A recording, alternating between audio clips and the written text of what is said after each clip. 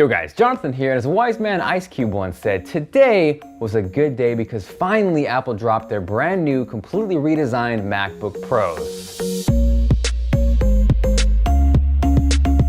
Now personally, one of the things I was most excited to hear was the introduction of a space gray MacBook Pro. Kind of hoped for a matte black to be honest, but not gonna lie, the 15-inch MacBook Pro in space gray has my name all over it. This also applies to the 13-inch MacBook Pro, so in addition to the brand new space gray color, both are thinner and lighter. The 15-inch MacBook Pro weighs in at 4 pounds and is 15.5 millimeters thin, whereas the 13-inch MacBook Pro is 3 pounds and 14.9 millimeters thin. Now, without question, the most attractive thing about these MacBook Pros, aside from the design, is the brand new OLED touch bar. So what it is an all-glass multi-gesture touch bar that at its core is meant to replace the function keys on your MacBook.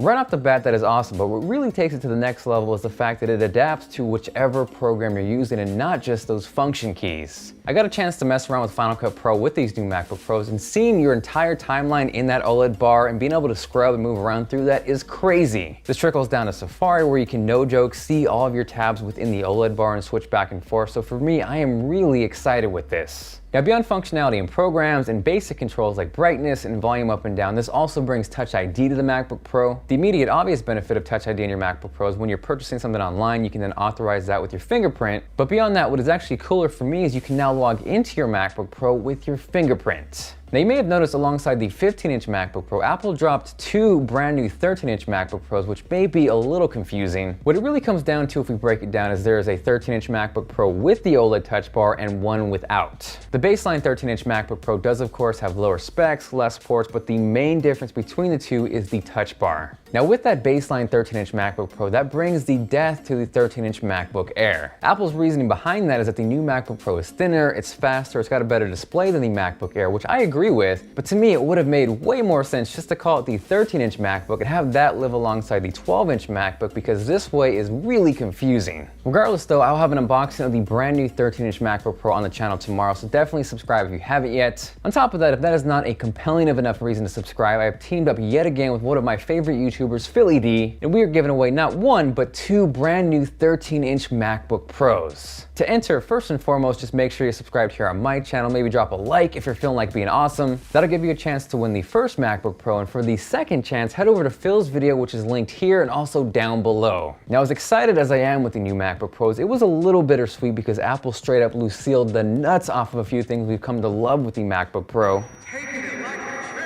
With the new MacBook Pros, we say goodbye to the glowing Apple logo, the SD card slot, and last but not least, the MagSafe power connection. Now, in that order, I will get over the glowing Apple logo. The SD card is a little bit of a bummer because now I will have to use an adapter for that. MagSafe I actually really liked, maybe just because I was clumsy, but let me know what you think. But beyond that, after everything is said and done, the new MacBook Pros are left with 5 ports, 4 Thunderbolt 3 ports, and surprisingly, a headphone jack. Quick note, like I mentioned, the baseline 13-inch MacBook Pro is a little watered down, so that only has 2 Thunderbolt ports. But the awesome thing with these Thunderbolt 3 ports, which are in the USB Type-C form factor, is they are chameleons as far as functionality goes. With any of these ports, you can charge, you can transfer data, you can power displays. And I'm not gonna lie, this may be my next setup, but these new MacBook Pros can power 2 5K displays, so many pixels. Beyond that, more positive things with these MacBook Pros are a bigger trackpad, and when I say bigger, I mean way bigger. There's a better display, so not only is it brighter, there are more colors and a higher contrast ratio, and I'm actually really excited about that. For me, that is something I always notice on a MacBook Pro, that it was never as bright as using something like an iMac, so I'm welcoming that with open arms. There are better speakers, and if they're anything like the 12-inch MacBook, we are in for a pleasant surprise. Obviously, there are new processors, better specs, faster performance, yada yada yada, but what I am most excited for as far as that goes is there is now a 2 terabyte option as far as storage goes on the 15-inch MacBook Pro. So all in all, the new MacBook Pros are looking really impressive. I am super stoked for the 15-inch MacBook Pro, but again, tomorrow I will have an unboxing of the brand new 13-inch MacBook Pro, so stay tuned for that.